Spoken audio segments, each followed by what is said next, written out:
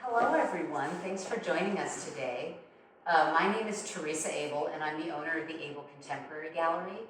And we are in gallery number 5 with Lois Bielefeld and Melissa Dorn. I'm really excited to talk with them about their current show in the gallery called Accumulation, a study of utility. And I'm glad you all came here today, thank you. I'm going to tell you, you may know about these artists. I see a lot of friendly faces, but we're also recording this, so I'm going to read a little biographical information about these two. Lois Bielefeld is a queer series-based artist working in photography, audio, video, and performance. Working in large-scale serial works, their work continually asks what links routine and ritual to the formation of identity, personhood, and the development of meaning-making. Currently settled in Milwaukee, Wisconsin, Lois has lived on both coasts with an MFA from the California Institute of the Arts and a BFA from Rochester Institute of Technology. Lois has exhibited widely and has work in the permanent collections of many museums, including the Los Angeles County Museum of Art, the Leslie Lohman Museum of Gay and Lesbian Art in New York City, and the Milwaukee Art Museum, to name a few. Bielefeld has shown at the International Center of Photography in New York City, the National Portrait Gallery in Washington, D.C., the De Young Museum in San Francisco, the Museum of Contemporary Photography in Chicago, Gastfeld Gallery in Bremen, and Dan Vine, am I saying that right? Oh, Don Vine. Don. Yes. Thank you. Don Vine. In Vienna. Yeah. Melissa Dorn is also a Milwaukee artist and obsessed with industrial mop heads, feminism, and labor. Dorn earned her Bachelor of Fine Arts degree at the Milwaukee Institute of Art and Design.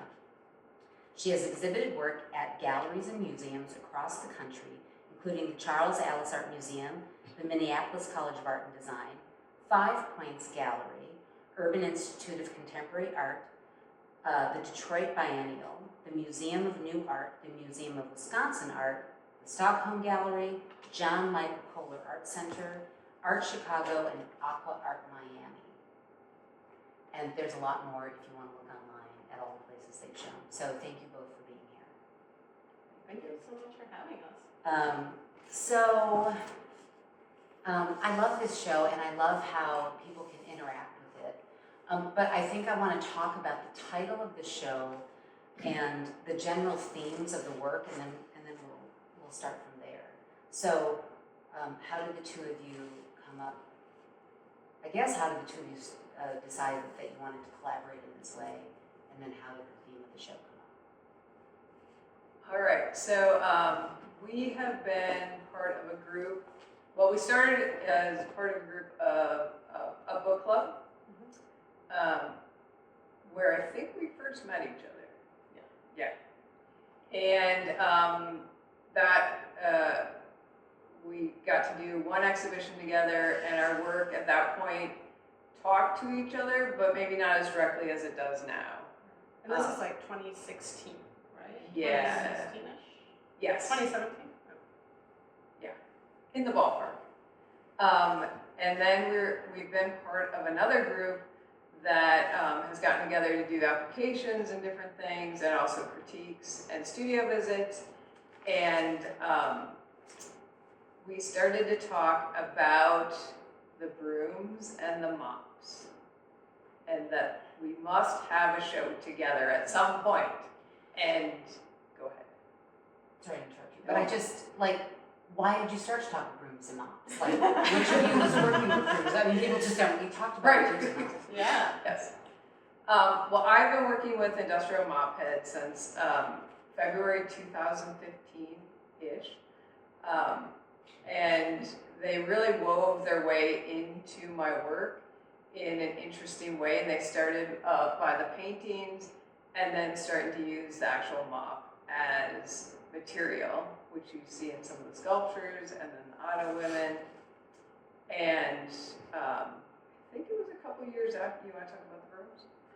Well, so yes, you were working with mops in our entire, I guess, knowledge of each other. Yeah. Although I feel like I was familiar with your work before we met. Anyway, So, and I was photographing predominantly, portraits of people within their living spaces, and that's kind of what I think people generally know my work as. And so you were working in this space, we were in this first artist group together, and I was just really interested in the paintings you were doing and drawings. You were doing a lot of serial drawings Yes. at that time of mop strands and mops in this very abstracted way. And shortly thereafter, I moved to California, and I decided to go back to get my MFA. And so there I was starting to think, at that time I was working a lot about themes of domesticity. I was doing a body of work called New Domesticity, thinking about how we approach the home now, today. And there's this point where I think, influenced by your sort of abstraction of mop heads and the way that you were turning this over in all of our discussions, me going to grad school and kind of wanting to get into the granular idea of domesticity and the tools that we use within our domestic homes and whatnot. And then one other factor in that, also probably like maybe a couple years earlier, I witnessed this coworker balance a broom. And it was like over lunch, I worked at a photography studio, a large scale photography studio, and she was literally just going around, like everyone's at lunch, and just like balancing brooms, and she was witching, she said she was witching the studio. And I was like, how is it, as some of your reactions just were, it's like, how is this possible? And it was this really delightful moment for me of this property that I had no knowledge of, that you can just balance a broom, all of you can. And that stayed with me, and I got obsessed with that gesture and that act. And so, but as so many things, you just file it away. But that property, just really resonated. So I think when I entered grad school, at some point I was like, I want to do something with the broom and really think about it, and it has to do something with balancing. And yes. Yeah. And then I was like, Melissa, look at what I'm working on. I'm working with brooms, and we've got to talk. And that was fun. Yeah. But this is a long time ago. Yes, so we've been saying we're going to do an exhibition together for 5 years, longer than that. Yeah, since 2019 is when I started the broom studies. Yeah. And I think that's when I was first like, we should do something together. But it just never really materialized. Yeah. And we've shown together in other capacities, with our... You've been curating the group shows together. Yes. Yeah. So when you installed the show, I still didn't, I didn't know that there wasn't some wire holding them up or something, and I was like, so how are those there? And you were like, they're just here, and I thought, and then later, so I had no idea, and then you just told me about that and discovering that, and how you can just go to I want to go to hardware stores now and do that, but and then it started to make me think about, because you just said witching, and about women and brooms and magic and being killed for being, I mean, you were thinking about all that, right? Yes. And then with the mop heads, Melissa, Yes. you were thinking about issues of femininity and domesticity. And, anyway, it's cool. I like the combination of that. So, before I just want to ask you one thing before I forget, and then I want to get back to sort of more conceptual stuff before I get too much into the weeds about how you construct things. But the mop paintings, are you using the mop at all? No. You aren't. So No. So tell me about that. With the mop paintings, I'm using a palette knife. Okay. And then these two are oil-based, oil paint, and just a little bit of medium in with the white, and a palette knife, and a lot of patience. Yeah. And I love repetition and being able to make the same mark over and over again, and then like deciding where the marks have to change. And then the larger painting in the back is graphite mixed into modeling paste. So I was thinking, like I gravitated towards the white of the mop, But anybody that's used a mop knows the white of the mop only stays for one, like you get it out of the package, you use it, it's no longer clean. Or it's not clean. So I was thinking about how could I like dirty the painting, and I had used graphite in college with some paper making stuff I was doing, and I had bought I guess a gallon of graphite at Farm and Fleet because it's a seed lubricant. Didn't know, yeah. There's always learning involved in these things. And I'm like, I still have it. So I started to play around with adding the graphite to modeling paste. And that's how that one came to be. Okay, that's great. Yeah. I mean, because you sort of, when you see them in the context of the mops, when I Yes. first saw it, I thought, oh, she's making them with the, and I was Yes. like, but how would she be able to do that? Right. So, Can I ask one follow-up though? So, Melissa, where, I told you about my first experience Oh, with yeah. balancing broom. Where did mops, right? Like, yeah, that initial spark come? I was reading the book 33 Artists and 3 Acts. Yes. Sarah Thornton. And it's not a book about mops, but I happened to be in my studio. I was eating lunch and reading at the same time. And I had been doing a lot of work with everyday objects and painting. And the word mop was in the book. And I read it and I was just like, well, that's an object I haven't like worked with at all. And it's an interesting, like mop is kind of a funny word. And I also like humor, obviously, in my work. So I just wrote it down in my sketchbook and came back to it a couple days later, and I was trying to draw it and thinking about abstracting it. And then I remembered that my mom used to call me a mop head growing up, because as a teenager I liked to have long hair and she had short hair, and that was one of our little disagreements. She always wanted me to get my hair cut. So that, like, it was that kind of perfect aligning of like the personal narrative along with the ideas that I'm always thinking about around feminism and labor, and just it kind of like perfectly brought the two together. And a lot of the times I'm thinking about, especially with the painting, the mop as hair. So that led me to, making over 100 mop drawings and a large number of mop paintings. Yeah. So, the both of you have been artists for a long time. How do you find working together different than working independently? Let's just start with that. I feel like there's something about, because this has been a conversation now for so long together of us, reviewing each other's work, talking about each other's work. For us, it just very naturally, I mean, yes, we're making something, about two domestic tools. So there is already something talking, but I think it just was a natural pathway. And as far as the solo artist, I mean, I feel like that's a myth in a lot of ways anyways, because I'm so much in conversation with other people all the time. Right. In my practice, like, I often invite other people in to help me. I have a photo assistant. I have, if I'm doing video work, I have somebody who's behind the camera. Just, I'm still setting everything up, but like I need somebody to be there because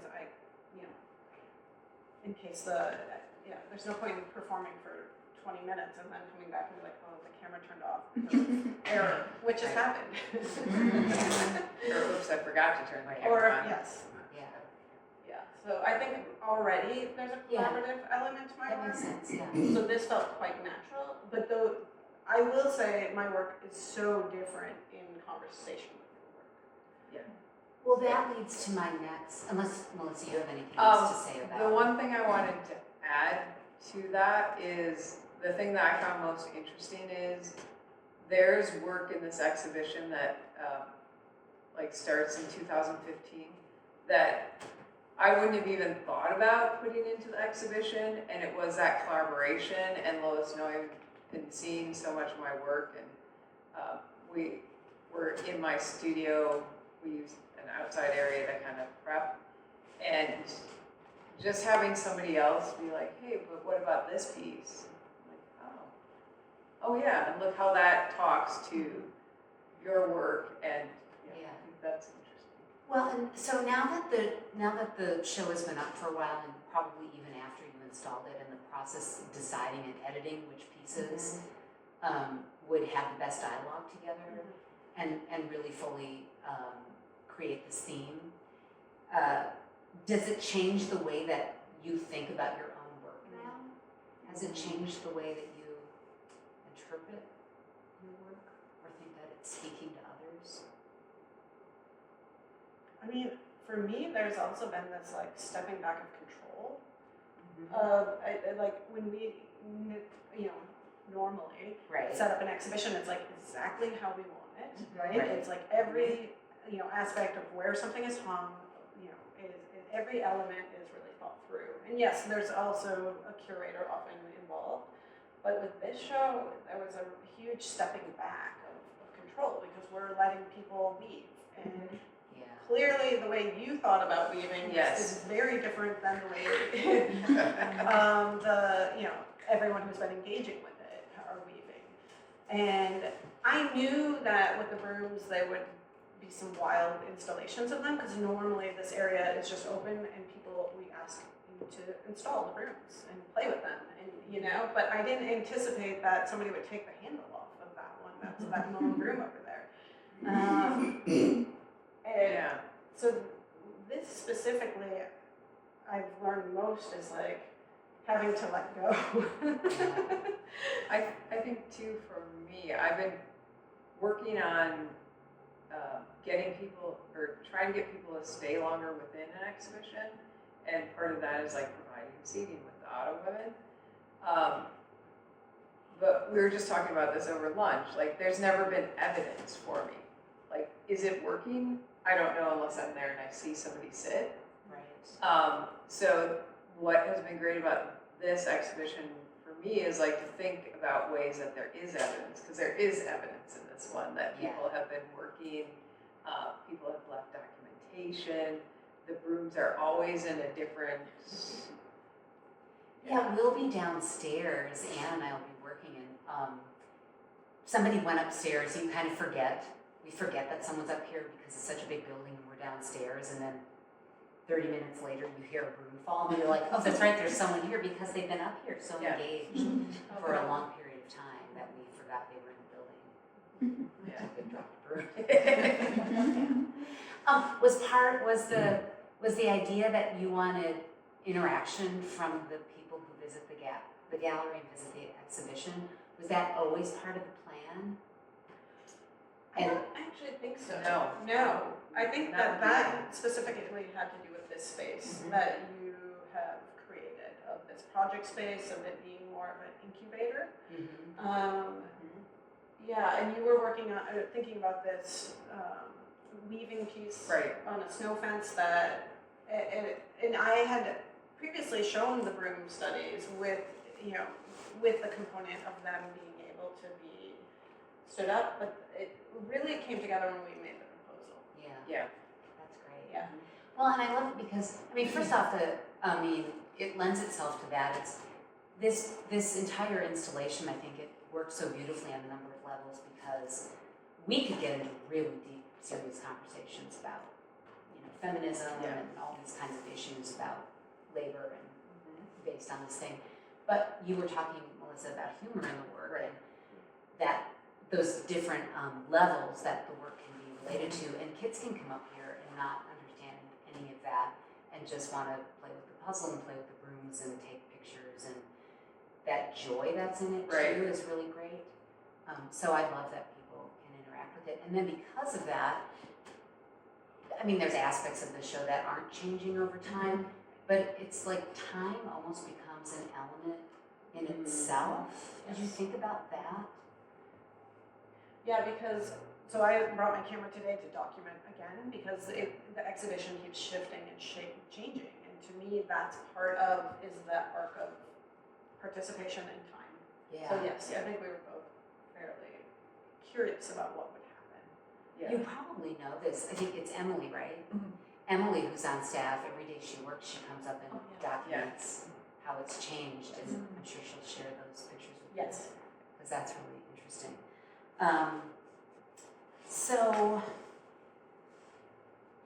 we talked about interacting.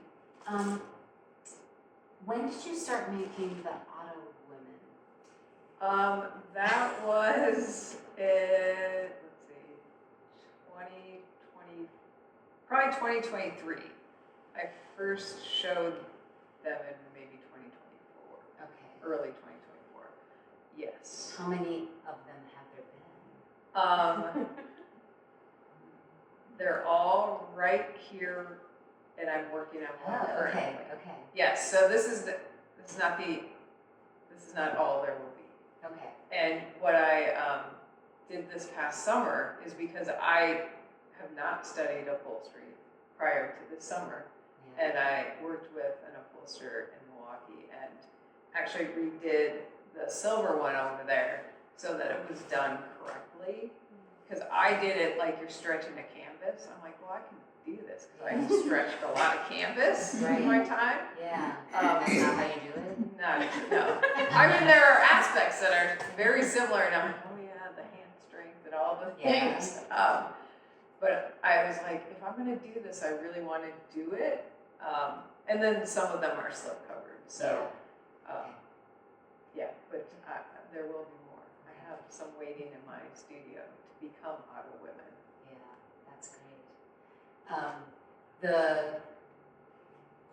That piece that's hanging on the wall over there, tell me about that. That is a cape, and it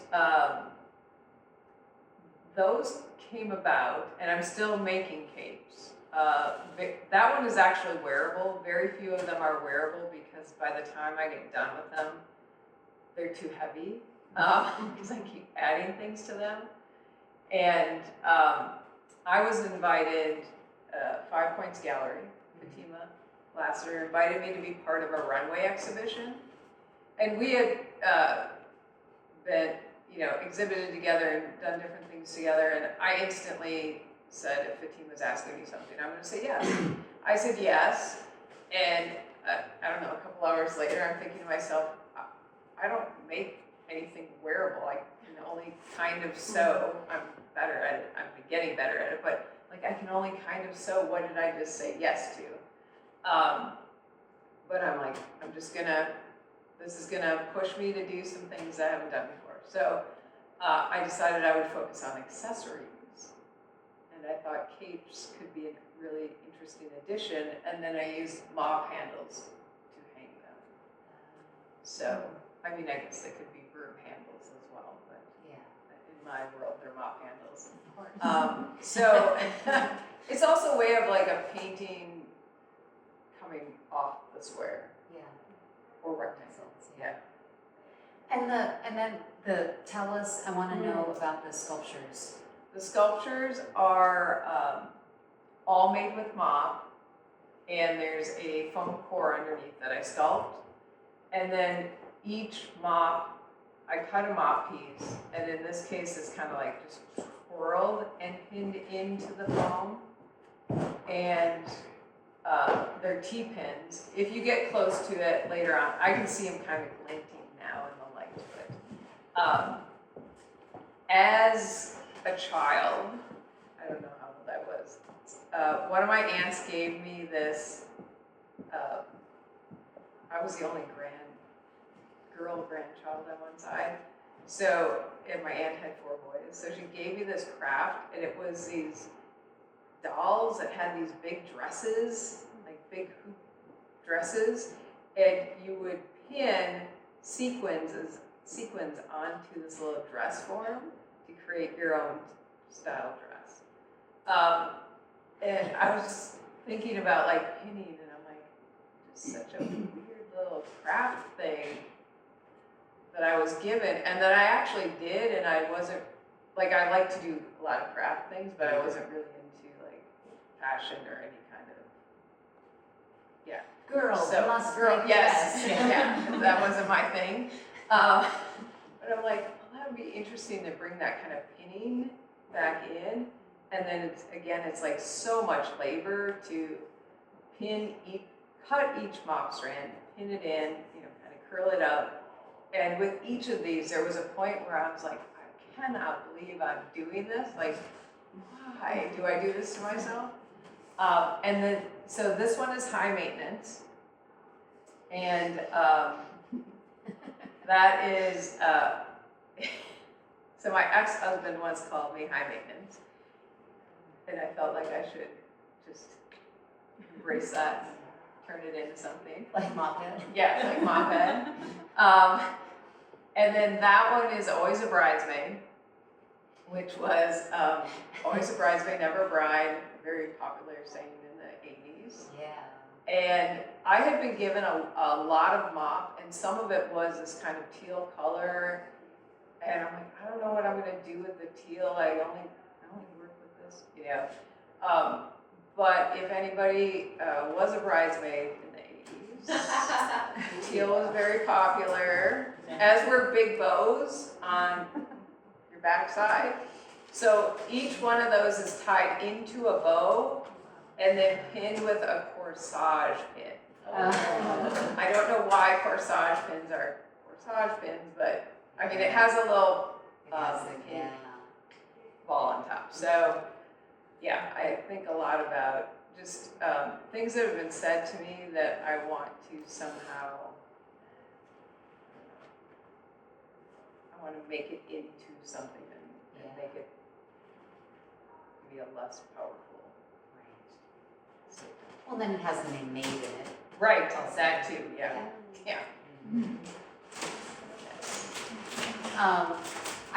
That's the wind.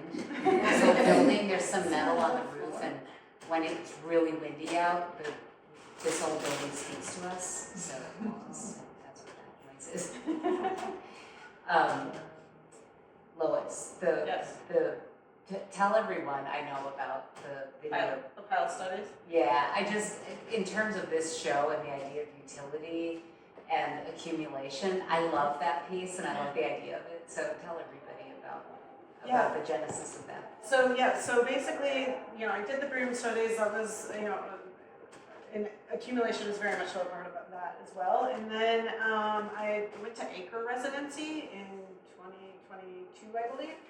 And I had been in the back of my head thinking about just people's piles, like your piles of bills, and you go to an exhibition, you grab a takeaway, and you throw it in a pile, and you get your receipts and all of the things, your mail, and that just starts making a pile on your desk at home. And I had asked 10 different people to give me their piles, and I had said, you cannot look through them. I need them to be uncurated. I just want the pile in essence. But with the caveat that they could give me ground rules. And so basically what I'm doing is I've taken each pile and read the entire pile for the camera, and with whatever ground rules they have. So they might say no journals. If there's a journal in there, off limits. If there's financial statement, off limits. And then I'll just say financial statement and move on. And so, and the piles varied in girth. And, the shortest pile is 8 minutes, and the longest was 4.5 hours. Whoa. And on top of that, I'm a terrible reader. I really, and when we first got in here, I'm like, we're gonna have to turn that off. I can't listen to myself read. But because I'm mispronouncing things. There's often people's names. Sometimes there's different languages, and I do give myself liberties of like, if there's a magazine in there, I'm not going to read the whole magazine page to page and beginning to end. I'm just not. But I will read an entire receipt because that's interesting. And so there's this, as you said, this accumulative nature that happens when I'm reading somebody's pile, these intimate things that we collect and we keep and we hold on to, but we don't do anything. They just sit in the pile, right? They're too important to throw away, but not important enough to do anything with them. And that's so interesting to me, that tension point. And so this feels like I'm giving these piles their due. I'm like, you know, but nobody in the right mind will listen to this whole thing, right? I'm so curious. I'm, you know, and because I'm a bad reader on top of it. So there's this just like wonderful struggling human thing that's happening to me. Yeah. I just think the whole thing, because we can all appreciate, like, and we call them, I mean, most of the people I know, it's your pile. Yeah. I mean, it just is, and we know what you mean when you say, oh, I have to move that pile off the table. We know what the pile is. Yeah. It is so human. Yeah. That's great. So this video piece over here, with brooms, when did you start making, because it's obviously different aspects, sometimes you're standing on the chairs and you're passing the chairs, Yes. the chairs and the brooms and the chairs. So when did you start making those video pieces? So 2019, when I was at CalArts studying for my MFA, is when I started the broom studies. And those started initially in this exact space. This is my studio space, which was, you know, a smaller, wonderful, wonderful space. And perfect for kind of the initially sort of ruminating. And then I started, what happens if I take the brooms outside? And then there's wind and there's uneven terrain and things like that. And, you know, I don't just balance brooms, there's that, but I also sweep in absurd ways, like right now sweeping this pile of ball bearings that I initially just dumped on the floor, and then if the sound were on, there's quite nice sound, you know, scape to it.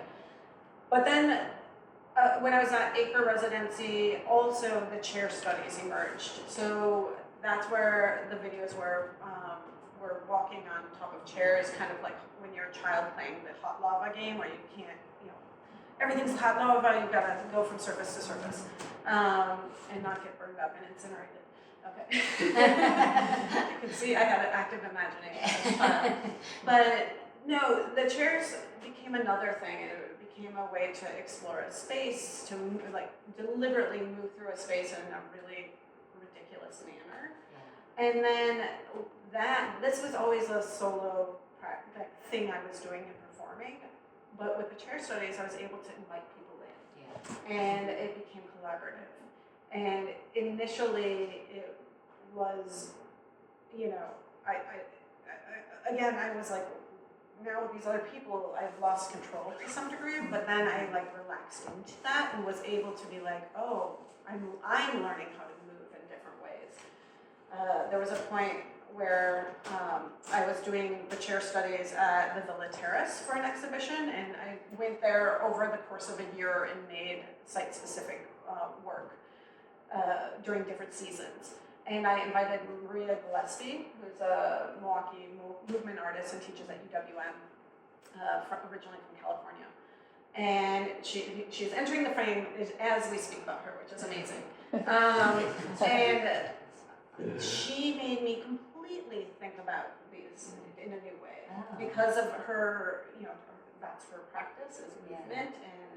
And you know, initially, if you'll see the earlier ones, and they all start with the type, you know, chair study number 2, and that you can then understand kind of where, you know, if there's 50 of them in the series, you can understand like where I'm at in the process. Yeah. And so initially, I just am very like utilitarian about it, just like pick up the chair, hand it down, and move. Pick up the chair, hand it down, and move. You know, and whereas she's like now doing these things where it's like, what if I move the chair so far that we really have to extend our body to the next chair?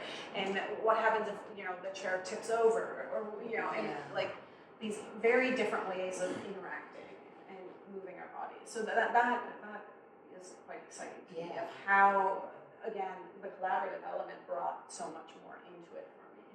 Well, and when you watch the videos, you know, it feels like, I mean, obviously anybody could get down from a chair at any moment, but it's like there's this rule that you have to stay on the chair, right? And then it feels like you can't do it without the help of the other people. So it seems like everybody's reliant on each other. Yes. Yeah, it felt like we became this like sort of either organism or, you know, process of like not a factory process, but, you know, some sort of, we were this, larger thing, Yeah. accomplishing, again, this absurd task, but. Right. Yeah. And that's where, I mean, it's humorous, right? Because like when our domestic tasks, like the cleaning's never done, right? We're Yeah. always, Yeah. it's like, you're gonna clean it up and then it'll just get messy again the next day. Right. Yeah. Is this the first time you've had people photograph themselves doing Yes. Because that's another aspect of it. You have a Polaroid camera here, so people can take 2 pictures. You can take one with them, leave the other one here. That's been really fun. I think people really like that. And then there's a puzzle. Yeah. So there's a piece of the puzzle's done, except there's a piece missing. So. Don't know where it is. Yeah. So was the idea of the puzzle? It's one of your photographs, Lois. Yes. Is it really just to be like, let's have people interact and have fun? 2 things. One, it goes back to our original the first show that we did together in that first art book club that we were a part of, that really got fixated on one book. I think we read like 3 books, and then somehow we got fixated on What Would Lynn Tillman Do by Lynn Tillman. And then it just became about one book. And so I don't know if that's really a book, like singular book club. But yes, so we curated a group show, us with several other artists, and I started that body of work. This is from New Domesticity, which I spoke of earlier. Yeah. That's one of the very first photographs in the series. And with that exhibition that we had, I was kind of really interested in making the photographs into more domestic objects, like the just sort of consumer-based things that, I ordered one of those quilts. That's actually right there. I forgot that it's there. Oh, yeah. Well, let's just look at it. Yeah, let's open it up. All right. So, and I made a mug and a plate, a commemorative plate, but these were, these very set up stage scenes. This is my daughter right here, and me. And my wife is over there, holding the laundry, right? So So these kind of reference back to that first show for us. Would you pull that up again? Is it alright if you take a picture? Oh, It's yeah. really I would love. cool. Do you want me showing or? Oh yeah. Don't hide. Both. Can you talk now? And with the brooms too. Oh, okay. Thank you. So yes, both of these kind of reference those earlier works. Yeah. And me sort of, because I was always very straight photography. Yeah. And so this was a moment where I was like, oh, what if we play a little? And what if we lean into like the consumeristic vernacular of photography of just the everyday objects of how people bring them into their spaces of making like their own puzzle or their, picture mug. Or their blankie. This seems like a good time to have more interaction from the audience if people have any questions or want to have more of a discussion. My one question is, what are you reading in there? What is it that you are reading? I am literally reading people's piles that they have given to me. Junk But it mail. looks like you have a book. That might be in this one. So there's about 9 different piles that I read, and that looks like somebody's notebook of notes. Okay. That I believe is, well, I guess I don't identify whose pile it's who. I know whose pile that is. She's an artist, and I think that's like her notebook of like planning for. So that is something that you would look at, but not a journal.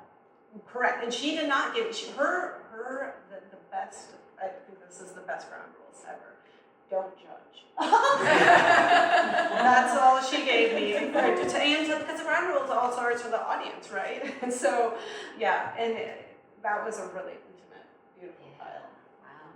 Because it was all about her practice and on top of other things. Because the notebook is very similar to a journal, so I was just curious. Yes.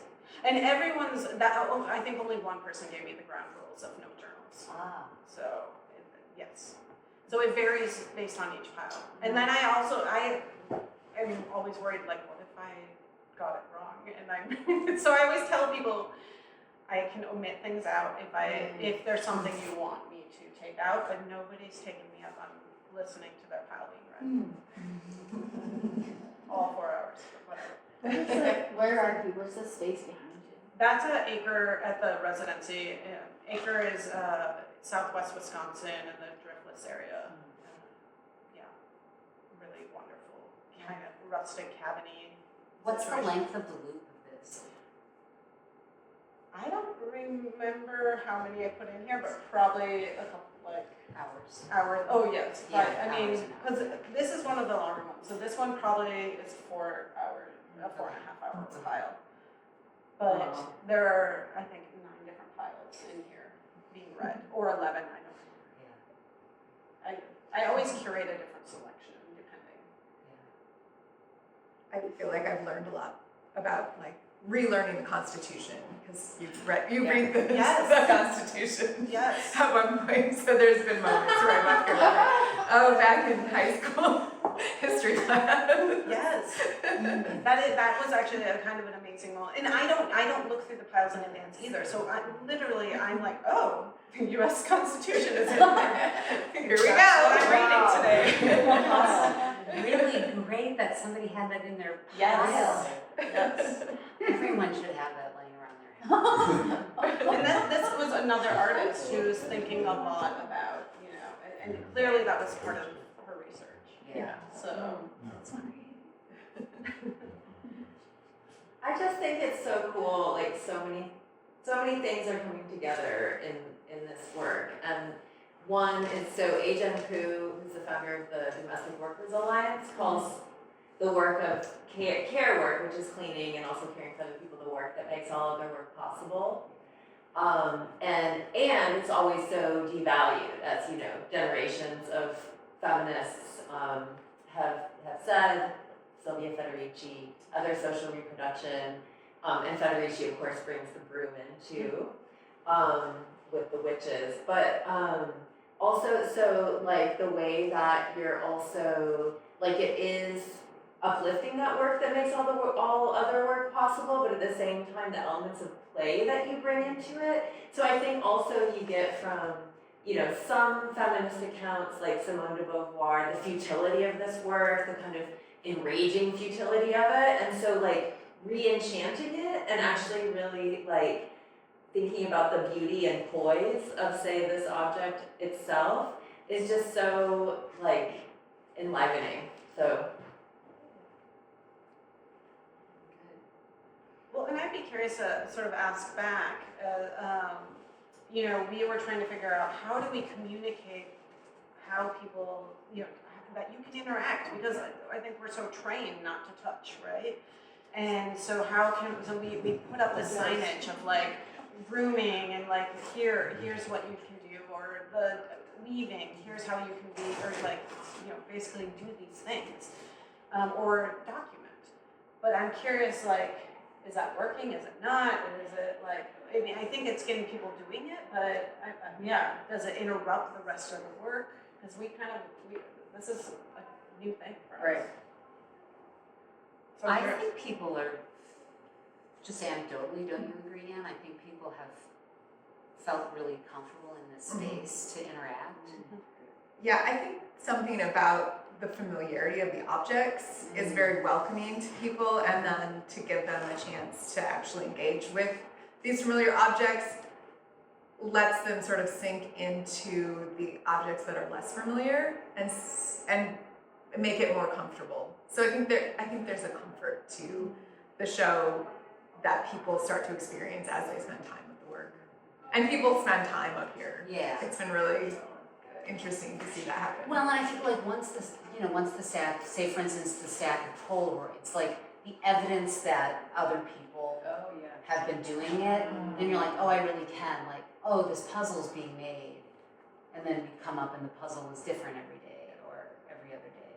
And, the brooms have moved, or I don't know, that you can see. I think the photographs actually, because it was evidence that people were moving things around, maybe let people realize that really do that. Yeah. I also think just this, like this at the beginning, Right. because you have to touch it to get in here. And I didn't get a sense from anyone that this was off-putting. I think if anything, it looked like, oh, I'm going into a playhouse. You felt like a kid, right? And so I think immediately, because you have to touch the art to get into the space, you've invited us. And that was, we had quite a bit of a discussion around that, you know, whether it would be these forms or simply like the mop strands itself. And I was a little bit concerned that people would maybe not enter or feel it was a barrier. So that's very good to hear. Yeah. And I was like, no, it's perfect. They'll Yeah. touch and that will mean, oh, Yeah. this is touchable. Yeah. And it immediately greets you. Yeah, exactly. And I think initially, like, I don't think people think about, oh, these are mop strands, right? Right. A representation Right. of mop Yeah. strands. And then when you leave, I think you make that connection. Right. It's my hope. I like the fact that you mentioned the accessibility also to children. And Yeah. people that might not understand the work, but they can also engage in it and just enjoying the colors or touching it or the tactileness of it, the playfulness of it. So kudos. Yeah, that's true. Do you take the puzzle apart? Like, I was just saying, I'm like, we should probably take it apart. I would feel like right now, because there's just one piece missing, you would be like, oh, you know, this is, Yeah. you know, Yeah, or take part of it. or take part of it Yes. out, and, Yes. and so that people can kind of see that they can do something. Yes. You know? Yeah, I think in the past I leave like a section assembled so that there's a starting point where it's not too daunting. Can you talk a little bit about the? Oh yeah, we can talk about the photographs. No, thank you. So and this is where when we were meeting, I think, and thinking about each other's work, how you said I helped you think of things. Yes. You helped me also think of things that would be in conversation together.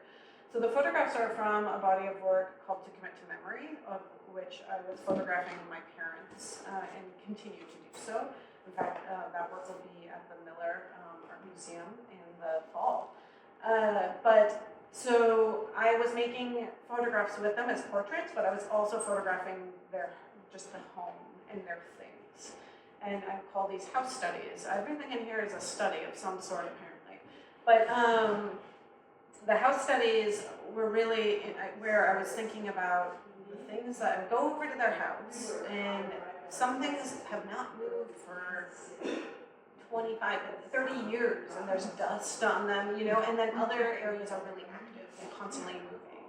And I was just so interested in, like, why are something, and they are really accumulators. So, I mean, you know, there's a lot of stuff.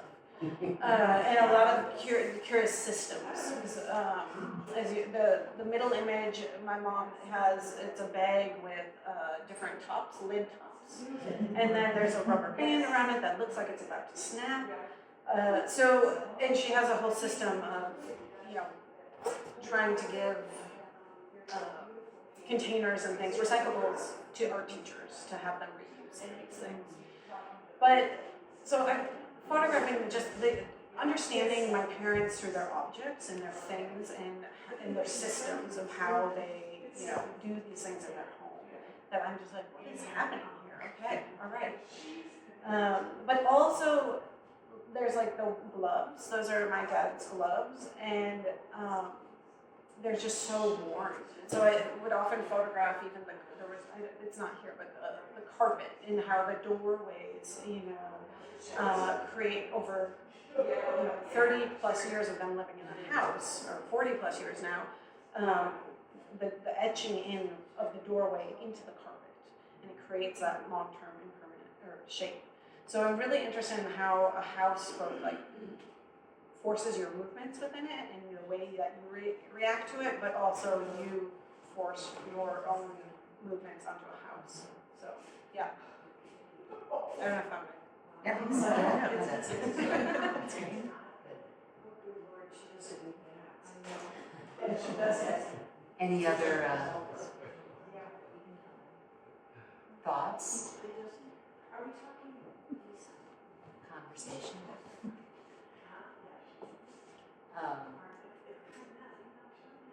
So this show is up through April 19th, so there's one more week.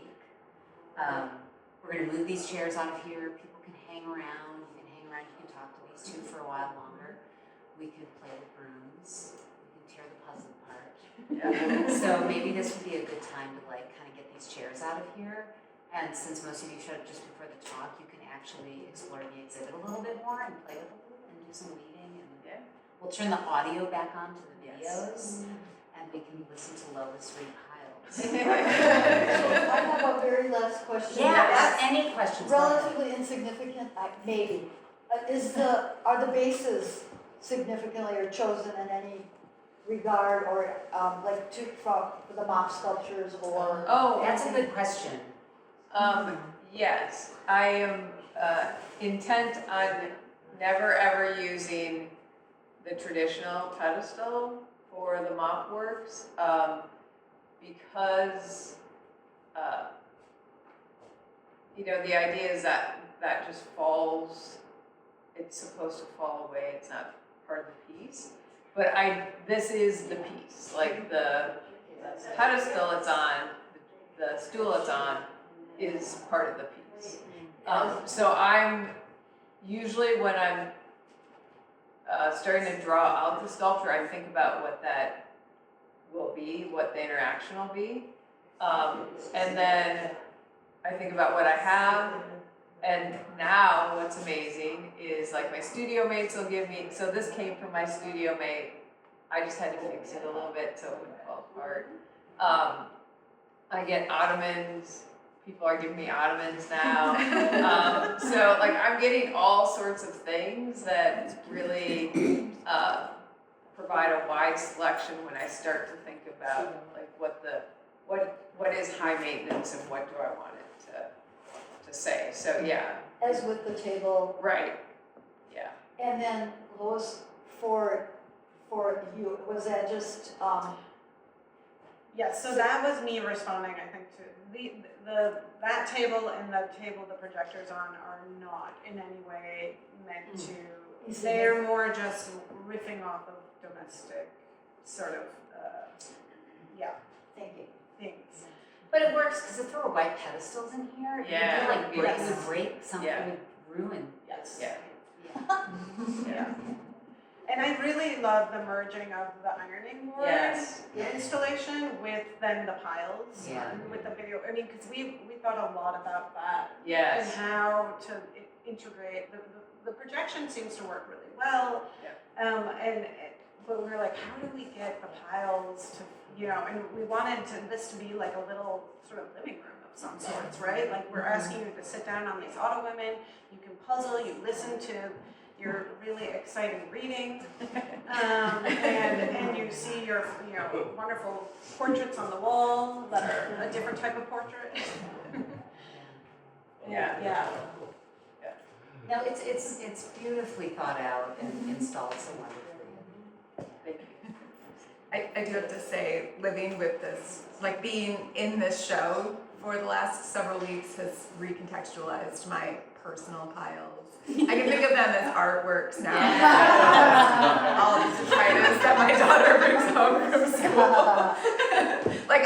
Those 14 coloring pages that'll never get finished have a bigger significance than just destined for the recycling bin. So thank you. Thank you both so much.